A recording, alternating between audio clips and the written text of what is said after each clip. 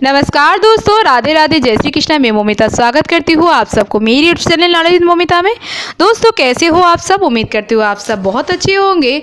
दोस्तों वीडियो शुरू करने से पहले आप सबसे निवेदन है, जिन्होंने अभी तक मेरे चैनल को सब्सक्राइब नहीं किया है वो जल्द से जल्द मेरे चैनल को सब्सक्राइब कीजिए और जल्द से जल्द 1K तक पहुँचा दीजिए चैनल को, ताकि हमारे चैनल जल्द से जल्द knowledge with Momita 1K complete कर सके। तो दोस्तों वीडियो अगर अच्छी लग रही हो तो वीडियो को ज़्यादा से ज़्यादा लाइक कीजिए, प्लीज़ एक लाइक जरूर कीजिएगा ताकि हमें आगे बढ़ने के इंस्पिरेशन मिले। और अपने फैमिली फ्रेंड के साथ चैनल वीडियो को शेयर जरूर कीजिएगा ताकि दूसरों को भी कुछ ज्ञान की बातें कुछ सीखने और जानने को मिले। तो दोस्तों प्लीज़ प्लीज़ प्लीज़ चैनल को सब्सक्राइब कीजिए और शेयर और लाइक ज़रूर कीजिएगा। धन्यवाद। दोस्तों आज मैं आप सबके साथ भगवान श्री कृष्ण के बड़े भाई बलराम जी के बारे में कुछ खास बात करेंगे। क्या बलराम जी शेषनाग के अवतार थे? क्यों शेषनाग ने बलराम जी का अवतार लिया था और क्यों उन्हें किसानों का देवता कहा जाता है, ये बातें मैं शेयर करूंगी आप सबके साथ। तो ये जानने के लिए मेरे साथ वीडियो अंत तक जरूर बने रहेगा। आशा करती हूँ ये वीडियो आप सबको बहुत पसंद आएंगे, बहुत कुछ जानने को बहुत कुछ सुनने को मिलेगा इस वीडियो के माध्यम से आप सबको। तो चलिए शुरू करते हैं। जय बलराम जी। श्री कृष्ण के बड़े भाई थे बलराम। मुख्य बात है श्री कृष्ण के बड़े भाई और वह उनके दाऊ कहते हैं और उनको शेषनाग का अवतार भी माना जाता है। ये किसानों के देवता और हल देवता के नाम से भी जाना जाता है। श्री कृष्ण से जुड़ी कथाओं में उनके दाऊ यानी बलराम को एक विशिष्ट स्थान दिया गया है। बलराम जिन्हें बलभद्र, दाऊ इत्यादि नामों से जाना जाता है, वे श्री कृष्ण के बड़े भाई देवी रेवती के पति है और बलराम को शक्ति का प्रतीक भी माना जाता है, जिन्हें एक आज्ञाकारी पुत्र, एक आदर्श भाई, एक अच्छा पति इन सभी रूपों में देखा गया है। उन्हें उनके हाथों में हल देखा जाता है और वह शरीर पर नीला वस्त्र होता है उनके शरीर पर। बलराम को भीम और दुर्योधन का गुरु कहते हैं, साथ ही उनको किसानों का देवता भी माना जाता है। यहाँ हम आपको बलराम जी से जुड़े कुछ खास बात बताएंगे। बलराम जी के देवता क्यों कहा जाता था? भगवान श्री कृष्ण के बड़े भाई बलराम थे, जिन्हें वह प्यार से दाऊ कहते थे। जगन्नाथ परंपरा के अनुसार भगवान बलराम को त्रिदेव देवताओं में से एक माना जाता था। एक रूप में से बलराम को भगवान विष्णु के 8वें अवतार के रूप में भी देखा जाता है। बलराम जी थे शेषनाग के अवतार। भगवान विष्णु के अवतार होने के साथ साथ कई ग्रंथों में बलराम को शेषनाग का अवतार भी माना जाता है। शेषनाग वह नाग है जिस पर क्षीर सागर में भगवान विष्णु विश्राम करते हैं। कहा जाता है कि शेषनाग अपने फन पर ब्रह्मांड के सभी ग्रहों को रखते हैं।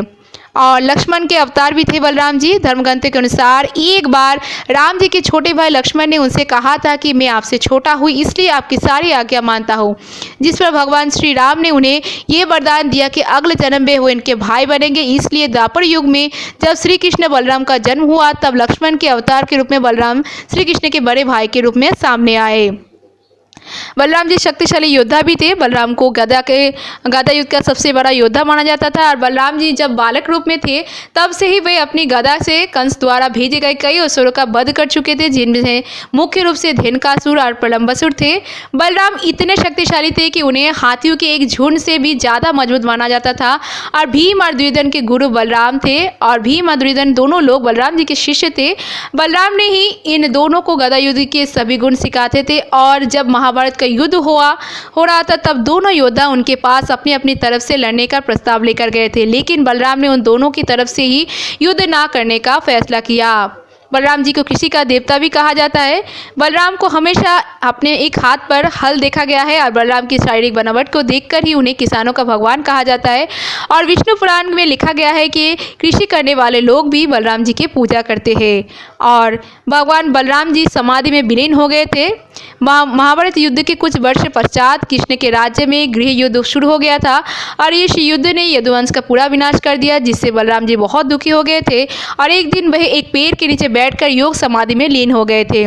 कुछ वक्त बाद उनके शरीर से एक सांप रूपी आत्मा निकली, जिसे बलराम के शेषनाग का अवतार का स्वरूप माना जाता है। बलराम जी थे सरल स्वभाव के।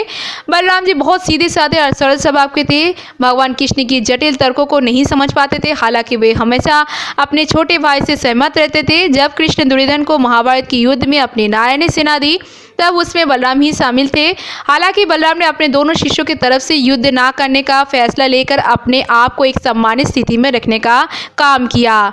भगवान बलराम की शादी। बलराम जी की पत्नी रेवती एक शक्तिशाली सम्राट राजा काकोदमी की एकमात्र पुत्र थी। माना जाता है कि राजा काकोदमी अपने पुत्री रेवती का विवाह के लिए चिंतित थे।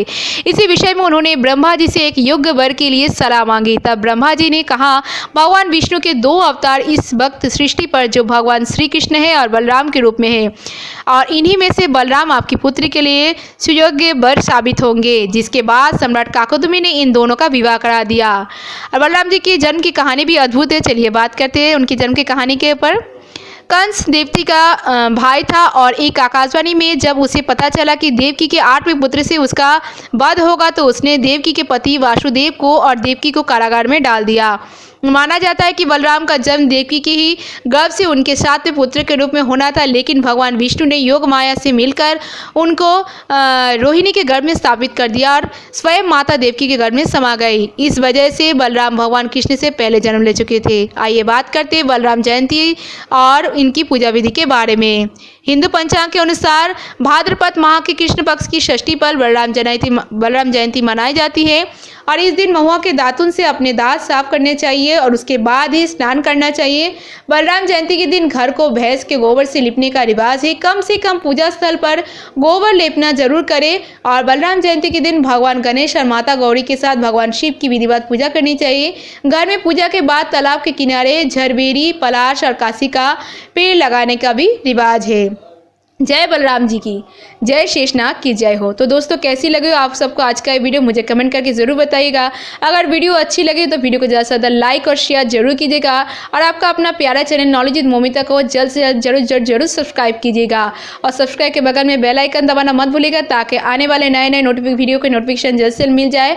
आप मुझे फेसबुक और इंस्टाग्राम में भी फॉलो कर सकते हैं। मेरे फेसबुक और इंस्टाग्राम लिंक डिस्क्रिप्शन बॉक्स में दिया गया है, आप चाहे तो चेक कर सकते हैं। आज के लिए इतना ही, मैं मिलूंगा नेक्स्ट वीडियो में, तब तक के लिए tata bye, thanks for watching, जय श्री कृष्णा।